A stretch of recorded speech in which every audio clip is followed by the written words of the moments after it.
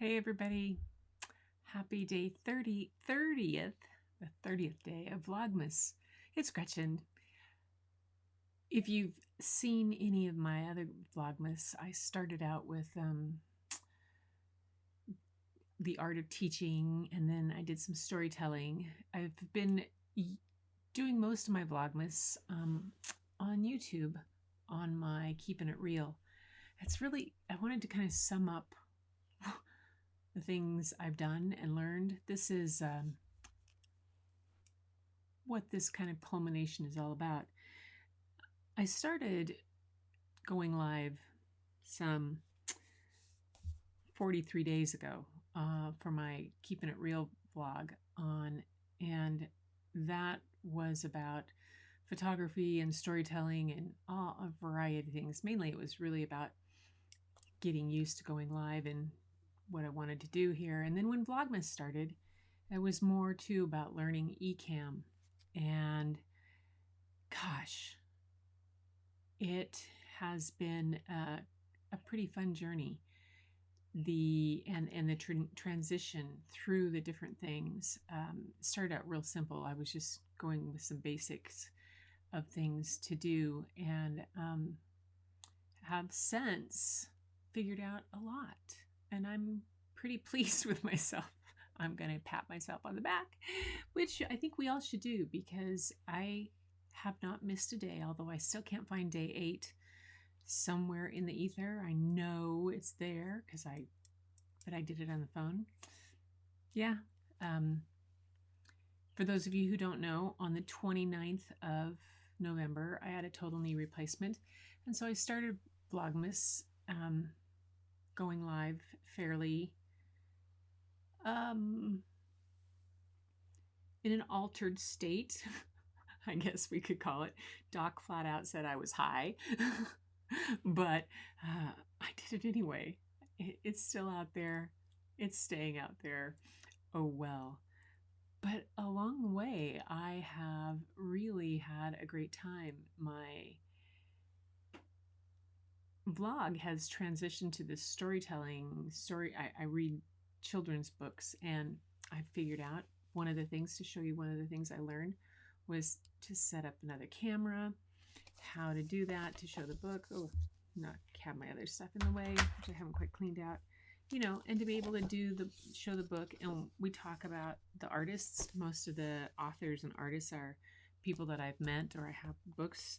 This is one I'm going to be recording after this. And that's another thing. I learned how to put a show together and record it.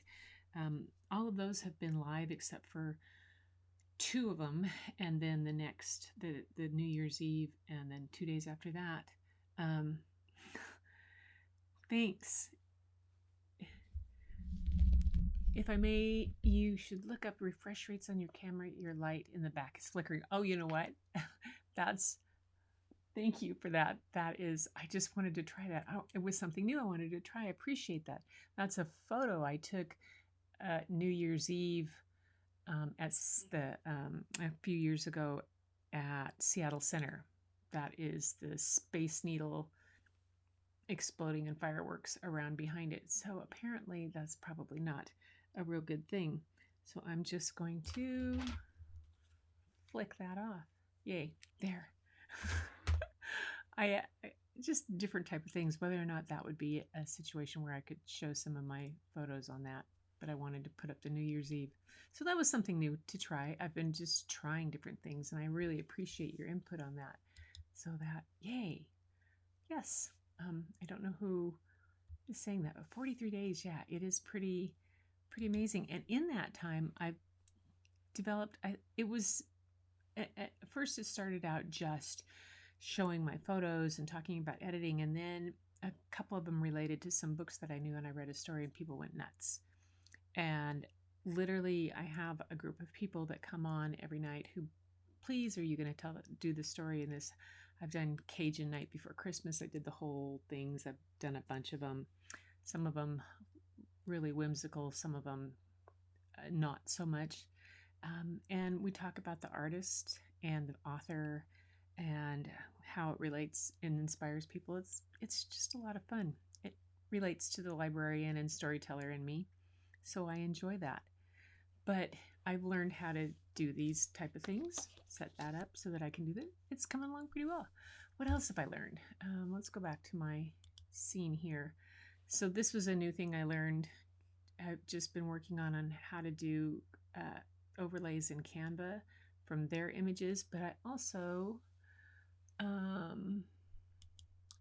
did it with my own pictures. Have been working on how I can do that using my own images and then doing a cutout. That was a new kind of fun thing to learn.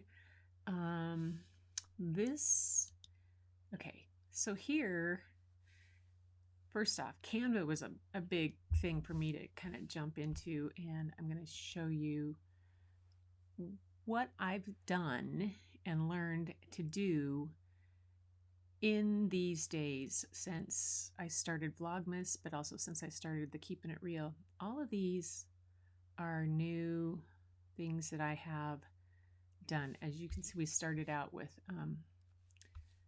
that was 17, my favorite number. One of my some of them had my photographs in them. Different stories came along, and then as it happened that I do this every night, sometimes I started to jump into things that were a little bit easier to grab. Up until about here, it's time to color. They were all my own photographs. And I'm still using those in and out and coming up with different ideas, but it's just kind of great fun to do this. I had a series that I did some Christmas stories that I used the same background and type of thing. And each one, it's amazing. Canva has all of this type of thing. Learned how to extend them to be longer videos, the short ones that they have, to do multiples, or to take longer ones and just extend it to the length I needed or multiple pages. So yeah, I'm kind of stoked at all of that. And again, this was a part I learned to do with a background to make a screen share outline. And I think I did this one. Yeah, I got this one from Canva and then did the cutouts, added the shapes and did the cutouts. Okay, for some of you guys that may be not so much, but for me, I was very pleased. I'm a photographer. I'm not a photographer that is all encompassing and worried about comparing the lenses, comparing this, comparing that. I'm about the image and about the composition on that. I know which lens is going to probably do the right, how to, all that f-stop and everything. I know that. I've been doing that for 50 years since I started in high school with making my own. My first photography teacher had us make our own pinhole camera. And if you don't learn about light by doing that and exposure and different kind of things, nothing else will teach you. But making your own pinhole camera is really eye-opening. But for me, it's more about the composition and about the image and where the light comes from and all of that, and what I'm trying to tell in the story. So I oftentimes don't spend as much time delving into the settings, or somebody will ask me, well, what setting did you use on that? And I'm like, I don't remember.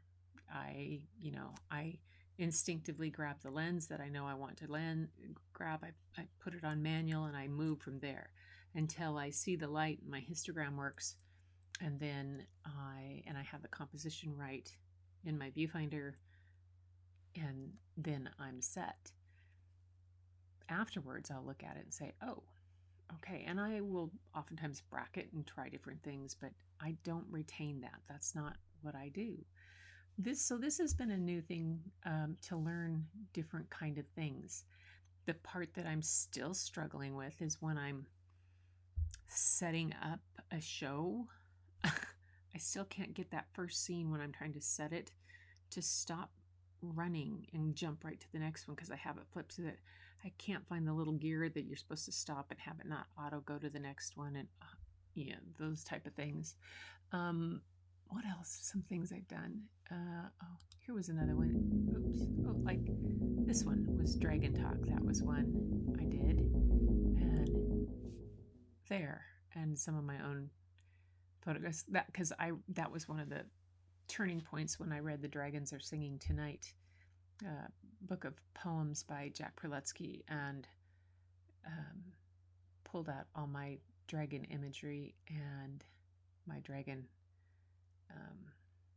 little statues that are around here that join me. So that was a big part of it. What is this? There's another one for the book. And then I have an outro. Just a bunch of stuff that I learned to do. Have I figured out how to really organize them into the profiles and the groups and everything like this? Because every time I think I have it, it doesn't make sense to me. It doesn't fit in my organization quite right. And I have not taken necessarily the time to sort through that. I probably should. I probably will. And I will. But right now,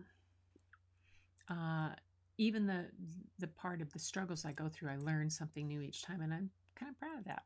So for today, I just wanted to give it, that's about sums it up. It's been a very successful, personally, Vlogmas for me, to see how things grow, to see how I can change things to keep my mind creative. The downside to it is it takes up a lot of my energy and time, and I haven't spent a lot of time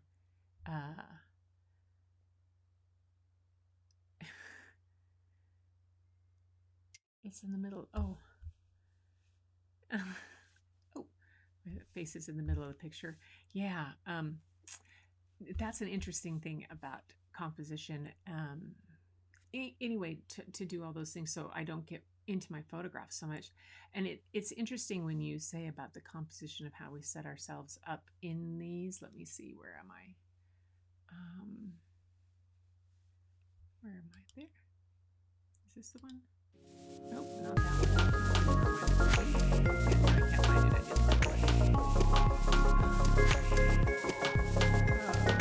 There we go. Here we go. Back to that. So, for me, putting a subject in the middle of a photo or of a screen or a subject, Friday, yeah, I had that one, is like, it's a very rare thing in a photograph that a good photograph has the main subject in the center. That's kind of doesn't work. I'm always either putting the eyes on the upper third and on the side third, or looking in, or the lead-in lines. So even putting a person in the middle of this whole thing is something that I am not always comfortable with, and I'm not yet convinced that and there's probably research out there that shows that on lives it's what people really like. But I guess I'm not as comfortable yet making myself be the center to do that, whether it is or not. Now I see your TV. I know.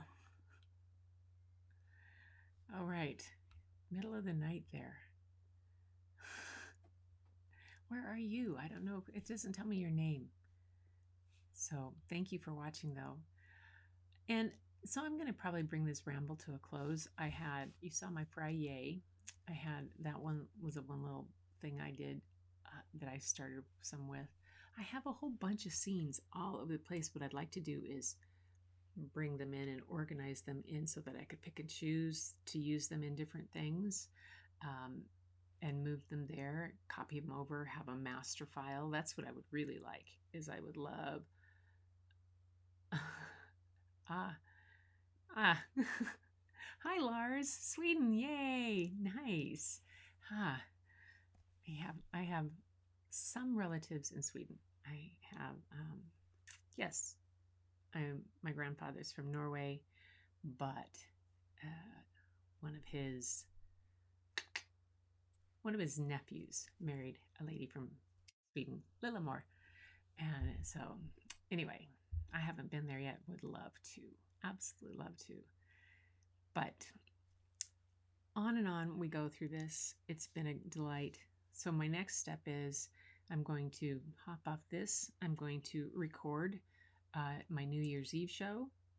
And last night I recorded my New Year's Day show. And then the day after, I have to have those 3 shows recorded because I'm going to go take care of grandkids for New Year's Eve. Yay! Even though my robot knee is not quite complete yet, but it'll be fine. Anyway, to all of you around the world, wherever you are, Lars in Sweden, everybody else, I hope this Vlogmas journey has been beneficial for you, that you've found something for it that you've liked, that you think is, let me see, wrong way. What if I do that?